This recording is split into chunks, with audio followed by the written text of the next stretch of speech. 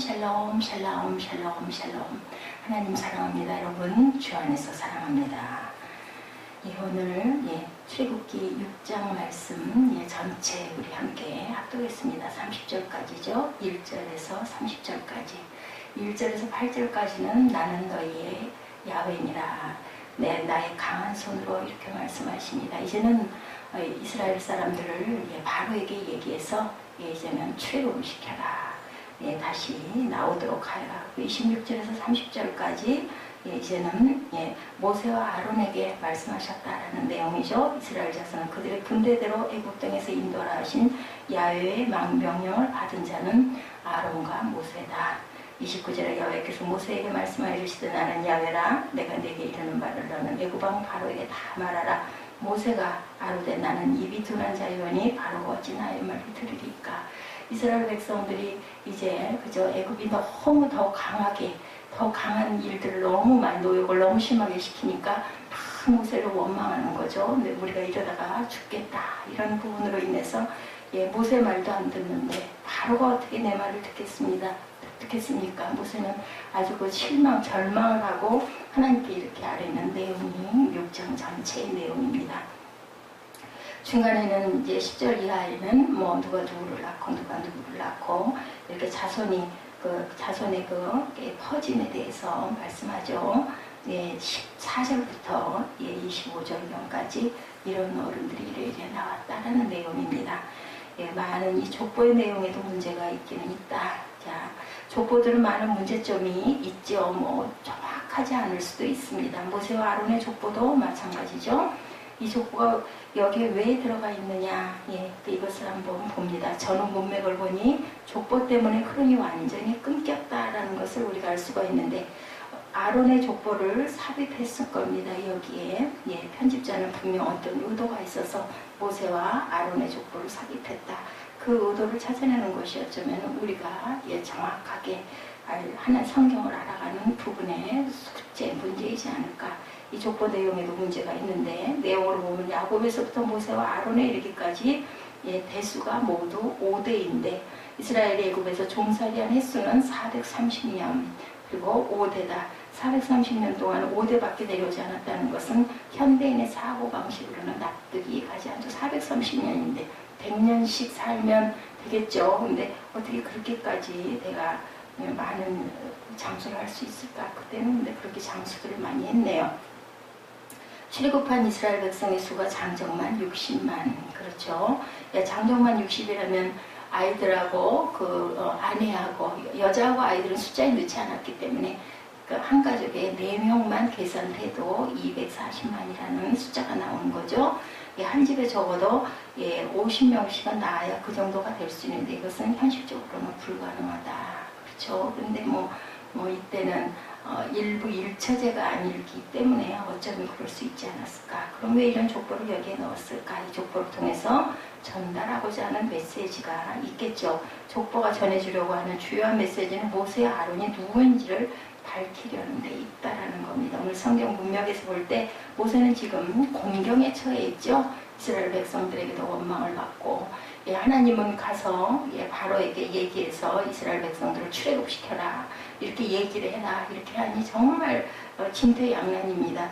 이 소명을 도대체 어떻게 내가 감당하겠나이까. 마지막 절에 이렇게 하소연을 하죠. 30절에 내가 입이 둔합니다. 나는 내 말재주로는 도저히 이게 불가능할 것 같습니다.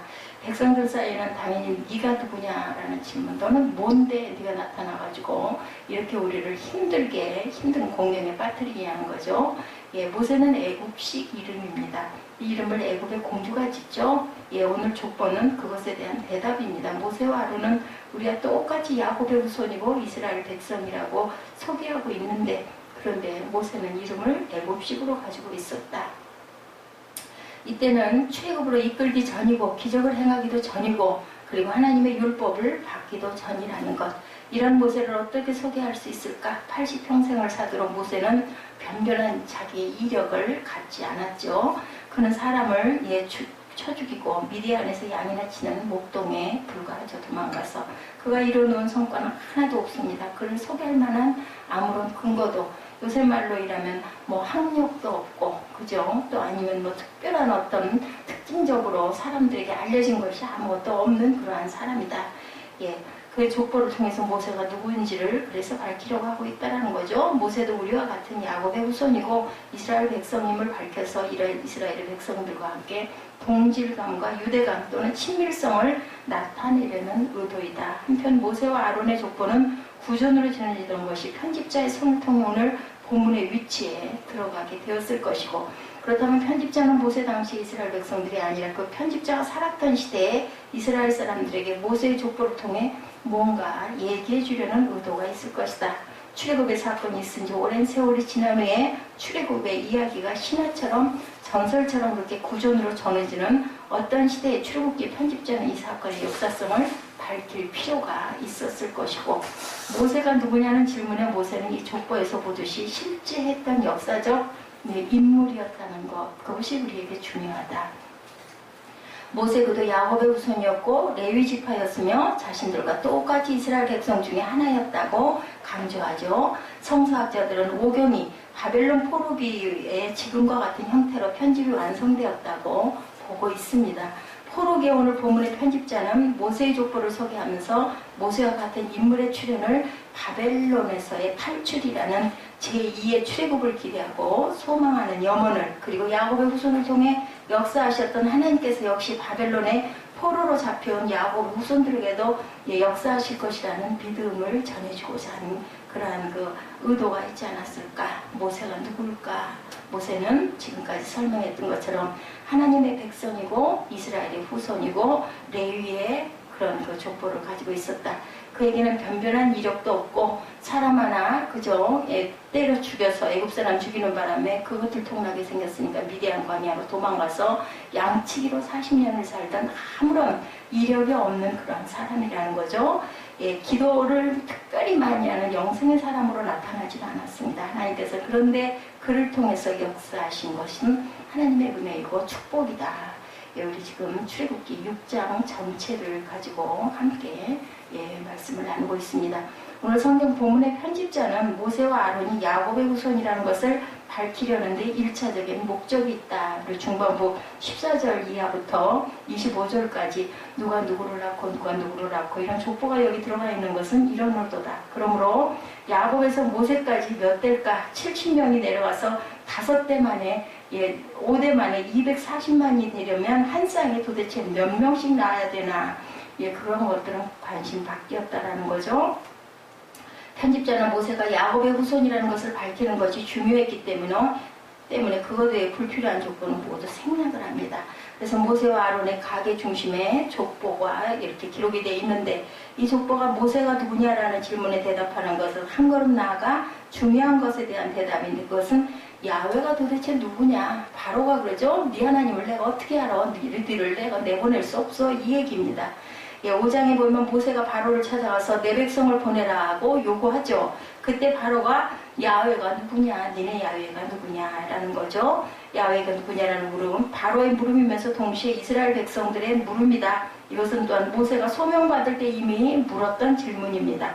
하나님은 거기에 답하시죠. 6장에서부터 계속해서 나 야훼다, 스스로 있는 자다. 6장 2절과 3절에 하나님이 모세에게 말씀하여 이르시되 나는 야훼니라. 내가 아브라함과 이삭과 야곱에게 전능히 하나님으로 나타났으나 나의 이름을 야훼로라는 그들에게 알리지 아니하였고, 이렇게 증거합니다. 이제 하나님은 자신을 이제는 여호와라고 알리겠다라는 거죠. 그래서 말씀을 선포할 때마다 나는 여호와니라 반복적으로 1절에서 8절까지 언급하는 부분이 나타납니다. 6장 6절에 보니 그러므로 이스라엘 자손에게 말하기를 나는 야훼라. 7절 하반절에서도 나는 애국 사람의 무거운 짐 밑에 너희를 빼낸 너희 하나님 야훼인 줄 너희가 알리라. 이렇게 나타나 있습니다. 8절 끝에서도 나는 야훼라 하셨다 하라. 이렇게 증거하죠. 족보가 끝난 6장 29절에서도 야훼께서 모세에게 말씀하여 이르시되 나는 여호와라. 이렇게 증거합니다. 그리고 7장 5절에 가서도 역시 내가 내 손으로 애굽 위에 펴서 이스라엘 자손을 그 땅에서 인도하여 낼 때 애국 사람이 나를 야훼인 줄 알리라 하시네. 이렇게도 증거합니다. 17절에도 역시 야훼가 이같이 이르노니 내가 이로 말미암아 나를 여호와인 줄 알리라 하고 이렇게 7장에도 계속 거듭 증거합니다. 그런 모세와 아론을 소개하는 족보는 야훼를 알리는 전후 문맥 속에 담겨 있다는 것을 알겠다. 앞에서 모세의 이력이 보잘것없어 모세를 긍정적으로 드러낼 수가 없는 유일한 수단이 이 족보였다라고 말씀을 드렸는데, 이 족보 자체도 모세의 신분을 격상시킬 만한 족보는 절대 되지 못합니다. 영적인 부분에 있어서도 특별히 드러낼 만한 그러한 그 부분도 못 됩니다. 뭐 아브라함처럼 믿음의 아들이었기 때문에 하나님의 그 믿음을 가지고 갈 바를 모르게 떠나고 이런 내용도 아무것도 없어요. 한마디로 별 볼 일 없는 족보의 그러한 모세였다. 그런데 하나님께서 그런 가문에서 모세를 부릅니다. 아론도 동역하게 하죠. 입이 둔하다고 하니까 네 형 아론이 있지 않느냐 이렇게 돼가지고 모세와 아론에게 내가 이른다 이렇게 계속 말씀을 하죠. 모세의 족보는 하나님의 자유, 하나님의 주권을 전하고 있다. 하나님 마음이에요. 그죠? 우리들 뭐 시체 하는 말로 오야마니다 인 것처럼 하나님께서 근데 뭔가 보셨겠죠. 열정을 보셨으리라고 저는 생각합니다. 야훼가 누구냐? 그분은 어떤 곳에도 구속되지 않은 자유하신 분이다. 그분은 어느 누구의 간섭도 받지 않으시고 그리고 택한 자를 온전하게 만들어서 쓰신다라는 거죠. 출애굽기 33장 19절에 이런 말씀이 있습니다. 야훼께서 이르시되 내가 내 모든 선한 것을 내 앞으로 지나가게 하고 야훼 이름을 내 앞에 선포하리라 이렇게 증거하죠.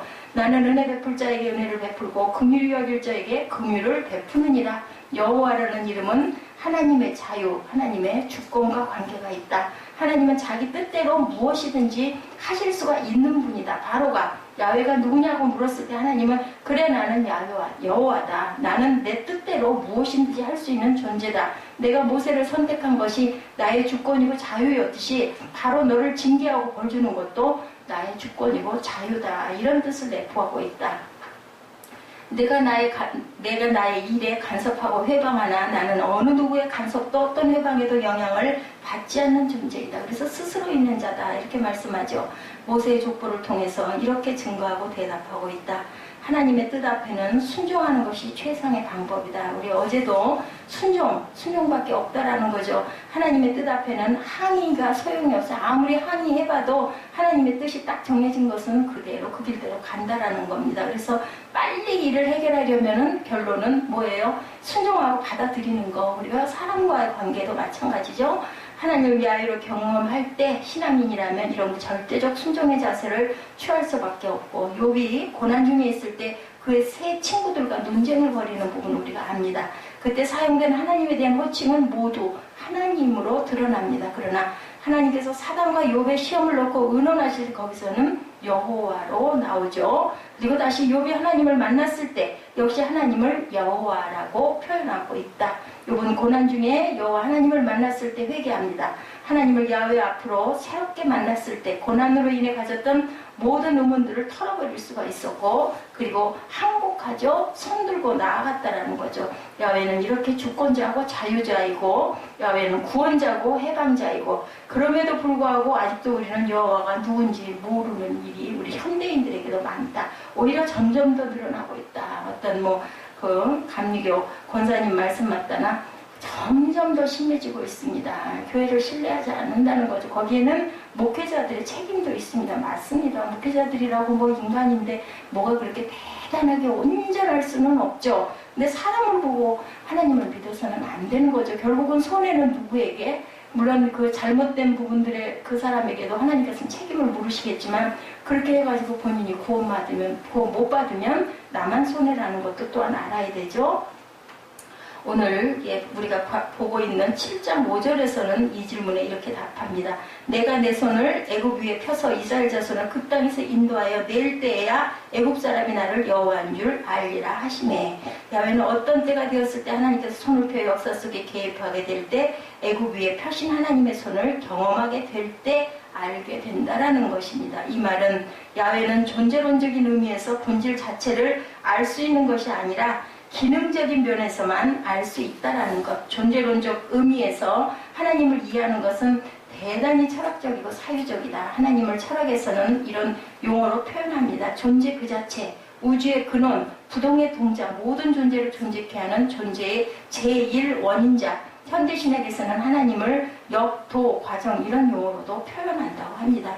이런 하나님은 보편적이고 추상적이고 자연의 원리 속에서 발견되는 그런 하나님이다. 그래서 이런 하나님 개념은 창조주 하나님과 쉽게 동일시 되어 왔는데 이런 개념은 우리나라에도 있습니다. 옥황상제, 하늘김 뭐 이런 표현들이 있죠. 예, 우리 기독교인들이 사용하는 하나님이란 말 이런 개념을 포함하고 있다라는 것도 우리가 알고 가야 되겠다.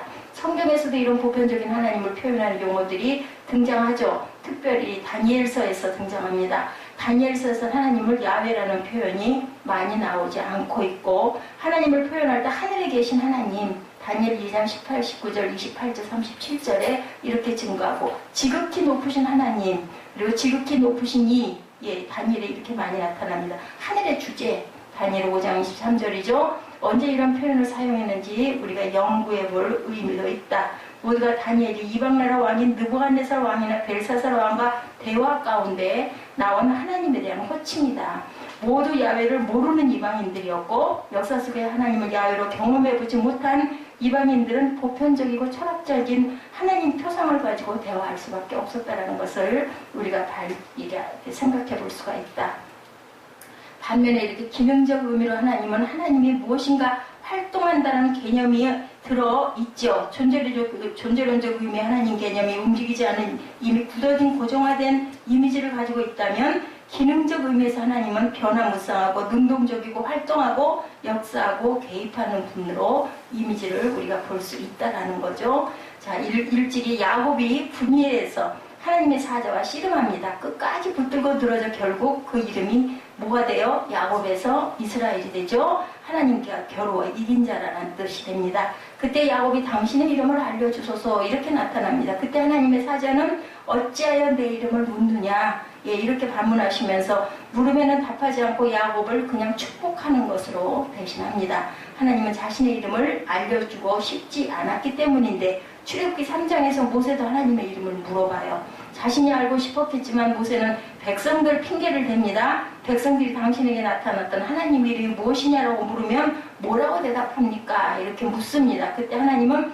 나는 스스로 있는 자 아니라 I am who I am이죠. 이 말이 야훼라는 뜻이고 이 말 자체도 어떻게 보면 하나의 회피일 수도 있다. 그런데 우리말 성경은 철학적이고 사변적으로 존재론적으로 번역하죠. 그래서 추상적인 하나님을 완전히 야훼에서 야훼 실체하고 있다, 현존한다는 뜻을 가진 말로 만듭니다. 히브리어는 원래 모음이 없어서 모음을 어떻게 불리느냐에 따라 의미가 달라지기도 합니다. 따라서 이 말의 뜻을 알아내려는 것은 인류의 영원한 숙제일 수도 있다.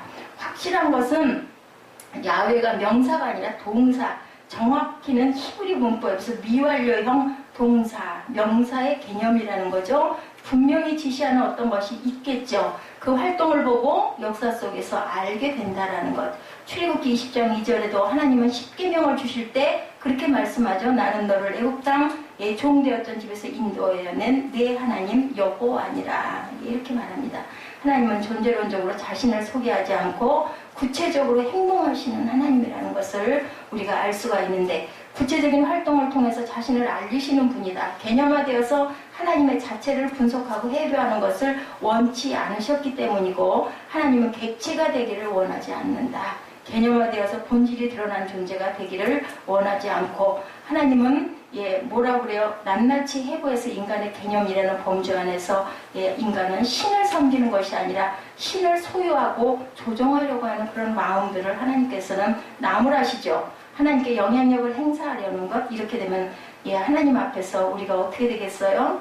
하나님을 조종하는 그게 더 위에 있는 사람이 되겠죠? 그렇기 때문에 하나님은 행동하시기 때문에 그분이 어떻게 행동하실지에 대해서는 아무도 알 수가 없다. 그래서 알려주는 사람에게만 알리는 사람에게만 하나님께서는 나타나신다라는 거죠. 그래서 우리에게는 미래가 열려 있는데 알 수 없는 미래, 하루를 알 수 없죠. 어제 그런 일이 일어날지 우리는 아무도 모릅니다.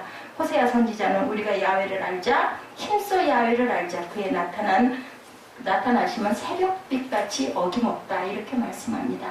비와 같이 땅을 적시는 늦은 비와 같이 우리에게 임하시리라 이렇게 외치죠. 하나님을 아는 자는 하나님을 여호와로 아는 자는 새벽의 날이 밝아오는 것이 어김없다라는 것을 안다라는 거예요. 그래서 어제나 오늘이나 하나님께서는 늘 동일하신 분으로 우리를 만나주고 계신다라는 것.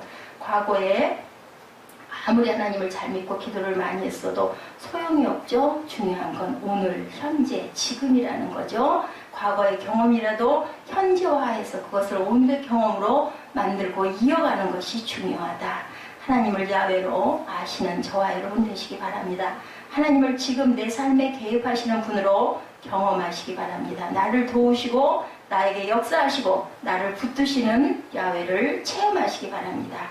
고난 중에 있을 때 야훼를 더 힘써 알아야 되겠죠. 질병 중에 있을 때 야훼를 더 힘써 알아가야 할 것입니다. 근심 걱정이 있을 때 야훼를 힘써 알아가시고 하나님을 야훼로 알 때 그때는 하나님께서 개입하시는 때고 그때는 이스라엘의 출애굽을 경험하는 때라는 것을 우리가 깊이 깨달아 아시는 저와 여러분 그리고 오늘 승리하시는 여러분들 되시기 바랍니다.